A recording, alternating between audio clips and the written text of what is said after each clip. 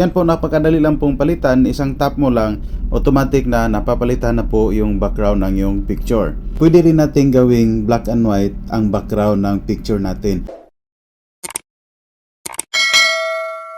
Hello everyone! Welcome to Edward Online TV. So ngayon ituro ko sa inyo kung paano magpalit ng background sa mga picture natin.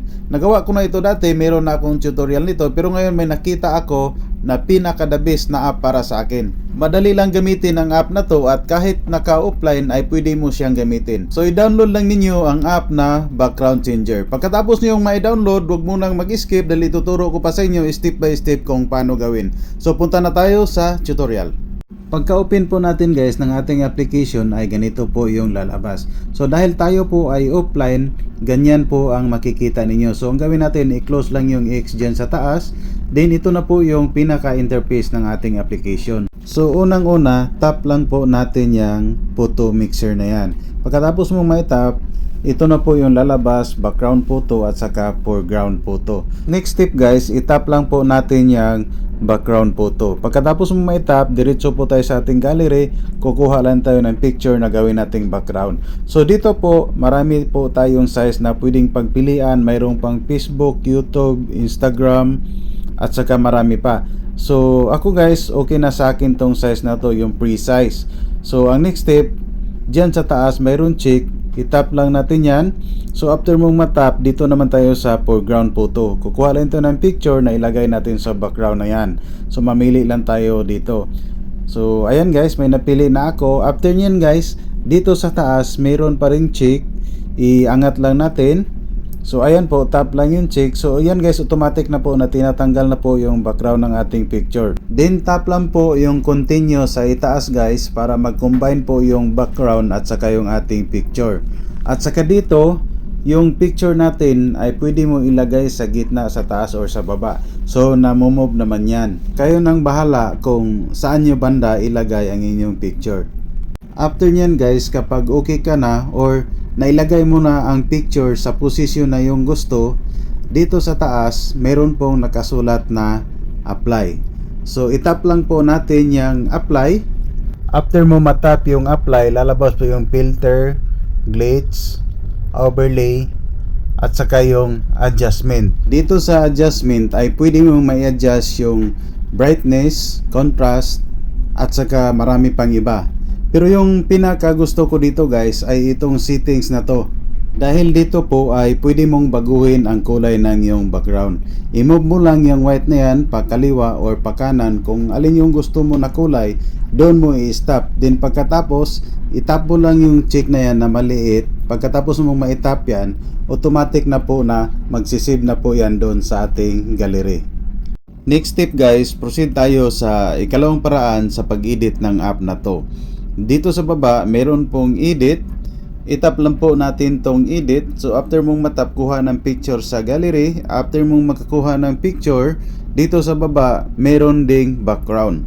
So tap lang po natin yung background. So after mong matap yung background, lalabas po yung background na pinagpipilian nila. Dito mayroon tatlong free na background. So tap yung isa. So ayan po, napakadali lang pong palitan. Isang tap mo lang, automatic na napapalitan na po yung background ng yung picture. At kung napansin nyo guys, yung picture po natin ay mayroon pong dark dyan sa gilid.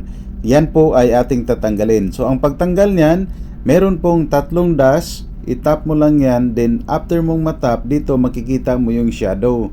Yung shadow, i-adjust lang natin yan gawing 0. After mong ma-adjust, yan po, natatanggal na po yung kulay dark sa gilid ng picture natin. At saka dito guys, pwede rin natin gawing black and white ang background ng picture natin. So ang kagandahan nito, dahil ang picture natin ay hindi po nagbabago ang kulay, talagang background lang po ang pwedeng gawing black and white. Pwede din po na lagyan ng kunting kulay ang background ng picture natin. So i-move lang natin tong white or i-adjust natin ng konti.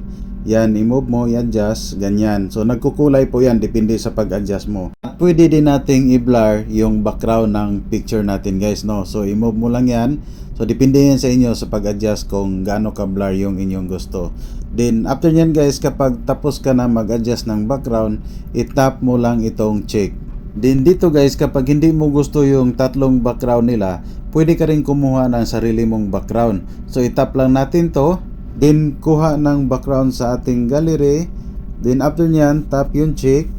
Tapos dito guys, pwede pa rin natin i-adjust yung ating background. Pagkatapos nyan, tap lang po yung check. Then dito, pwede din po tayo maglagay ng sticker. Tap lang tong sticker. Tapos dito, lalabas na po yung maraming sticker. So halimbawa guys, kukuha lang ako ng sample. Yan yung gusto ko. Tapos i-move ko lang dito banda. And then, pwede mo i-large yung sticker. So after nyan guys, dito sa taas, mayroon pong apply sticker. I-tap mo lang yan.